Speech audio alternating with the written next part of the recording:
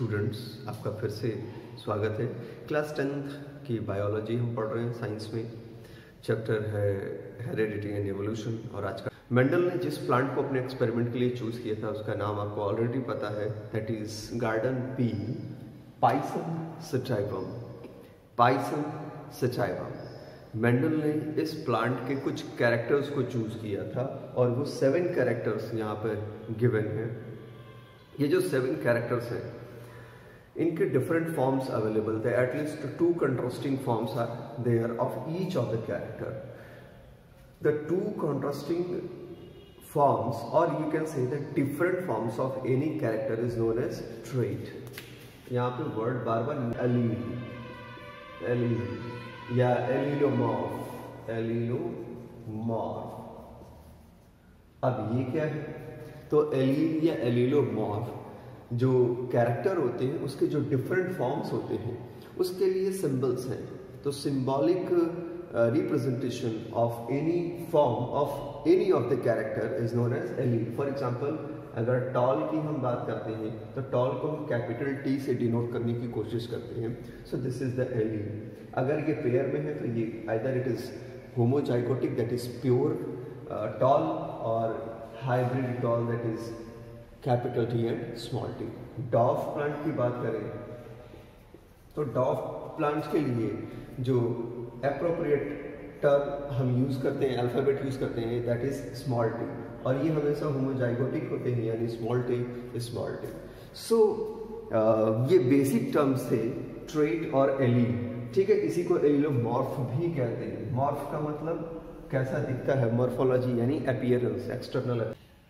The first character is height of the plant. मटर के पौधे लंबे भी होते हैं और छोटे होते हैं, बौने होते हैं।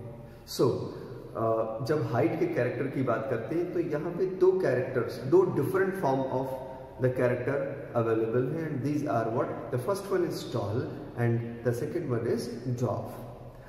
Tall one is known as dominant one. Why it is dominant one, I will tell you in the first law of Mendel, that is law of dominance and recessive.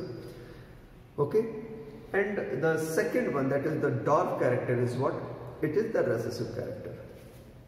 Then next is the position of flower, that is flower position, and in this 2 different forms of this character is again available, that is axial and terminal.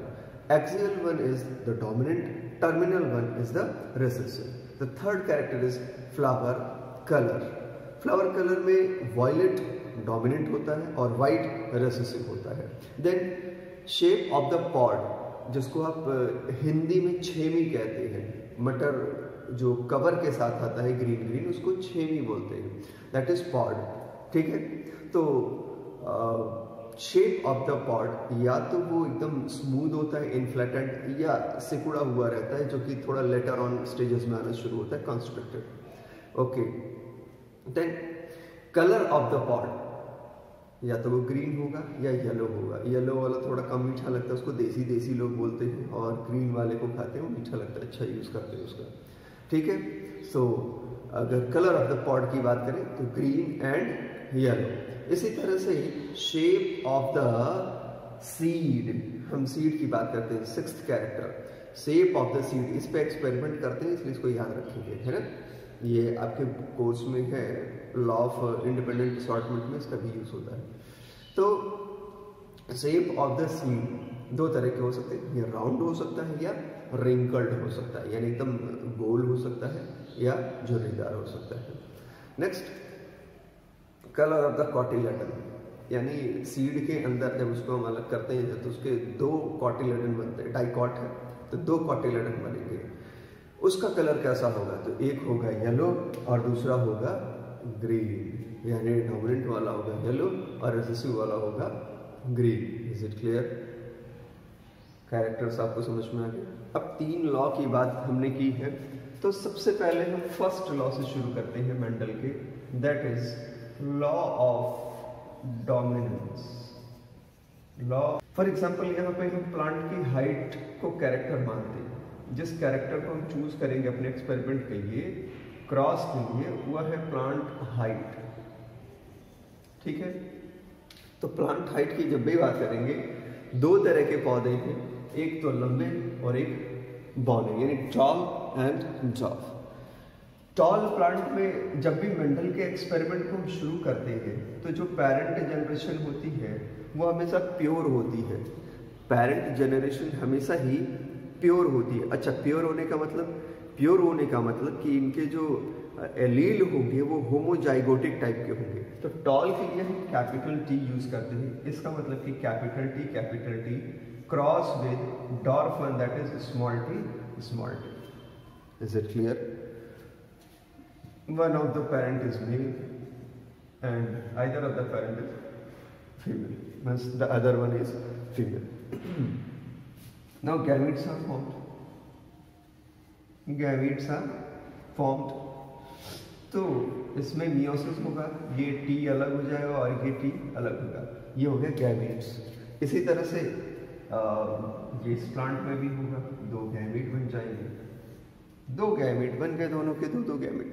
अब इनका combination होगा तो next generation that is F1 generation बनेगी।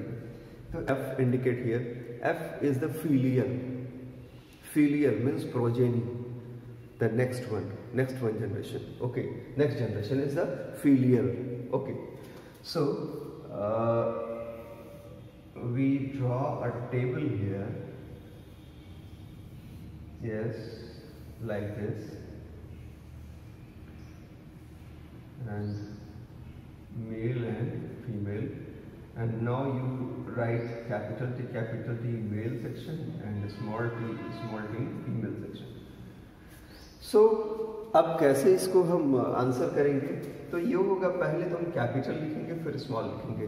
You have to remember that capital 1 पहले आएगा, जो capital character होगा जिसको हम कैपिटल लेटर से लिखते हैं उसको हम पहले लिखेंगे, चाहे वो यहाँ मेल पे हो या फीमेल पे हो, इट डजंट मैटर, वो पहले ही लिखा जाएगा और स्मॉल उसके बाद ही आएगा। ठीक है, तो capital T small T, capital T small T, capital T small T.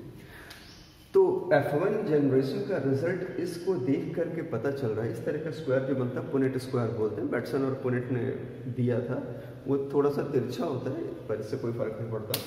ठीक है, तो ये जो रिजल्ट आया इसको जब हम इसका फिजिकल अपीयरेंस चेक करते हैं तो उसको बोलते हैं फिनोटाइप। फिनोटाइप जो होता है उसको फिजिकल अपीयरेंस कहते हैं।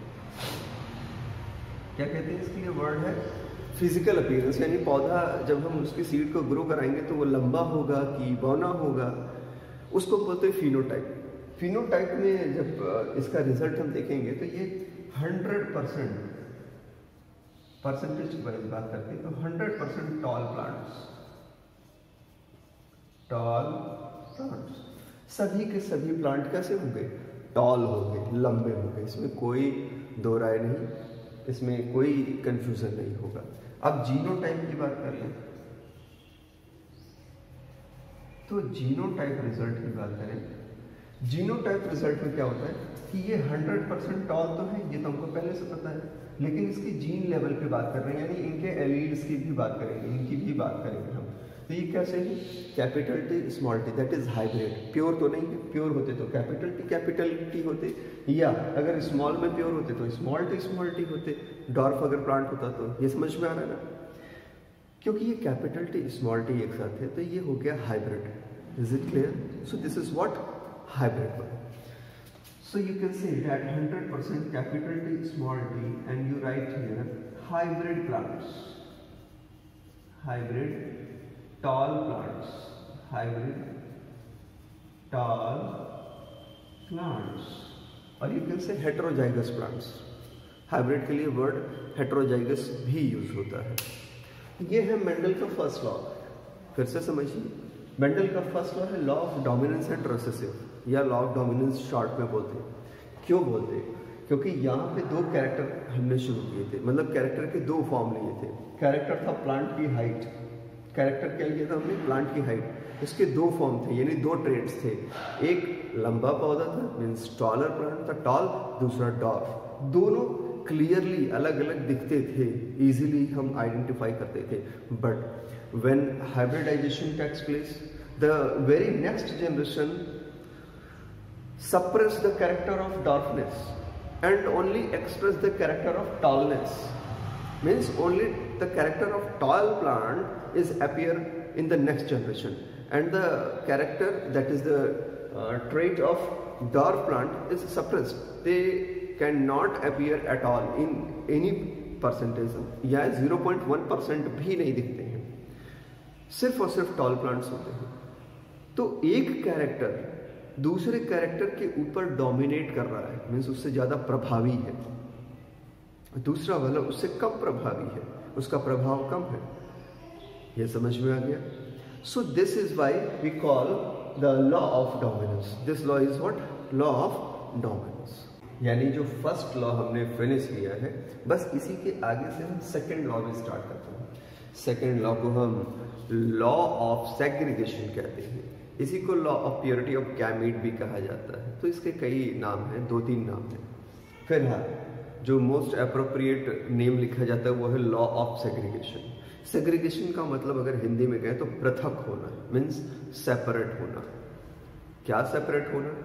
गैमीट्स का सेपरेट होना। यानी जो आप एलील्स की बात करते हैं और उसमें जो एलीलिक पेयर होते हैं वो एक एक जब गैमीट फॉर्मेशन होता है तो वो सिंगल सेपरेट होते हैं, यानी एक दूसरे में मिक्स नहीं होते हैं। एग्जैक्टली है ना? जैसे ये एक ट्रेट है, ये एक ट्रेट है, ये टॉल प्लांट का ट्रेट है, ये डॉर्फ ट्रेट है। किस कैरेक्टर का? प्लांट हाइट कैरेक्टर का। कैरेक्टर प्लांट हाइट है, ट्रेट ये है टॉल एंड डॉर्फ। अब ये टॉल और डॉर्फ बनते कैसे होंगे भाई? आज की एडवांस बायोलॉजी के हिसाब से ये जीन कंट्रोल करता है। यानी ये जो हम ट्रेट की बात कर रहे हैं इसमें जो कैपिटल टी स्मॉल टी लिख रहे हैं, ये जीन है। मॉडर्न कॉन्सेप्ट में यही क्या है? जीन है। सो डिफरेंट लोकेशन और different type of single type of character और सिंगल टाइप ऑफ जीन, एक ही तरह की जीन के डिफरेंट लोकेशन या डिफरेंट वेरिएंट्स को एलील कह सकते हैं। तो वही बात है, कैरेक्टर को अगर अल्फाबेटिक फॉर्म में लिखिए तो एलील है, एलोमॉर्फ हो गया, है ना? यानी कि जीन कैसे एक्सप्रेस होगा, ये मॉडर्न टर्म हो गया जीन। ठीक है, तो इसी से कनेक्ट करते हुए सेकेंड लॉ पे पहुंचते हैं। सेकेंड लॉ के एक्सपेरिमेंट में भी हम सेम सब कुछ यूज करते हैं। यानी कैरेक्टर हमारा होगा प्लांट हाइट, ये पेरेंट्स होंगे।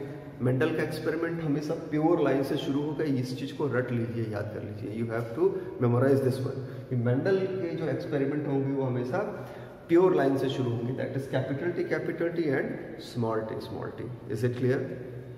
Now gamete portion, since it is formed due to the meiosis, cell division of reductional type, that's why one gamete is a small t, capital T and a small t, यानी gamete हमेशा single हो जाते हैं। ये बहुत ही simple सी बात है। ठीक है, F1 जनरेशन का रिजल्ट हमको पता है, 100% हाइब्रिड टॉल प्लांट होंगे, that is capital T small T. अब क्या करना है? लॉ ऑफ सेग्रीगेशन ये कहता है कि जो F1 जनरेशन की रिजल्ट मिल गई है, इस रिजल्ट की सेल्फिंग करा दीजिए। सेल्फिंग का मतलब होता है कि कोई भी नया सीड नहीं लेना है। ये जो सीड हमारे पास है, इसी सीड को ग्रो कराइए, इस प्लांट को बड़ा होने दीजिए, फिर जब इसमें फ्लावर निकल जाए तो इनको आपस में क्रॉस करा दीजिए। जब आपस में क्रॉस कराएंगे तो इसको कहेंगे सेल्फिंग ऑफ F1 जनरेशन। और उसके बाद फिर रिजल्ट को चेक करिए। अगर नेक्स्ट जनरेशन में कहीं से भी फिर से पेरेंट वाला कैरेक्टर दिखने लगता है, इसका मतलब कि गैमेट मिक्स नहीं हो गए हैं, गैमेट के कैरेक्टर आपस में मिक्स नहीं हो गए, बस दब गए थे, यानी रिसेसिव हो गए थे। बट जैसे ही कंडीशन मिली कि डिफरेंट लोकाई यानी डिफरेंट एलील के पेयर फिर से एक साथ एक तरह से होमोजाइगोटिक कंडीशन में है, तो वो अपने आप को एक्सप्रेस करने लगते हैं। इसको चेक करने के लिए सेकेंड लॉ मेंडल का है, लॉ ऑफ सेग्रीगेशन। फिर से एक लाइन में इसकी डेफिनेशन बताता हूँ। Law of segregation states that during the gamete formation, in this stage, during the gamete formation all the alleles get separated, they cannot mix with each other, they cannot blend the characters of each other. Okay, this is what simply law of segregation. तो यहाँ तक का जो result है F1 generation, अब वहां पे हम सेल्फिंग कर देंगे, सेल्फिंग ऑफ F1 जनरेशन, यानी जब भी आप लॉ ऑफ सेग्रीगेशन लिखेंगे आप फिर से यहाँ से शुरू करेंगे, है ना। फर्स्ट वाले को मिटा देते हैं, हम इसको समझाने के लिए मैंने लिखा था ताकि आपको समझ में आ जाए। सो whenever we start the experiment from here, और यहाँ से स्टार्ट करते हुए सबसे पहले हम इस रिजल्ट पे पहुंचेंगे। फिर इसके आगे का पोर्शन ये है, इस रिजल्ट यहाँ तक आने के बाद फिर ये है, तो लॉ ऑफ सेग्रीगेशन थोड़ा सा बड़ा हो जाएगा लॉ ऑफ डोमिनेंस से। Is it clear? सेल्फिंग कराया तो F1 पेरेंट्स को चूज किया हमने। चूज क्या करना है, एक ही टाइप के पेरेंट्स हमारे पास प्रेजेंट हैं, यानी capital T small t cross with capital T small t। Now it is very very clear कि कैपिटल T है और ये स्मॉल t है। कहीं कोई कंफ्यूजन है क्या? नहीं है ना।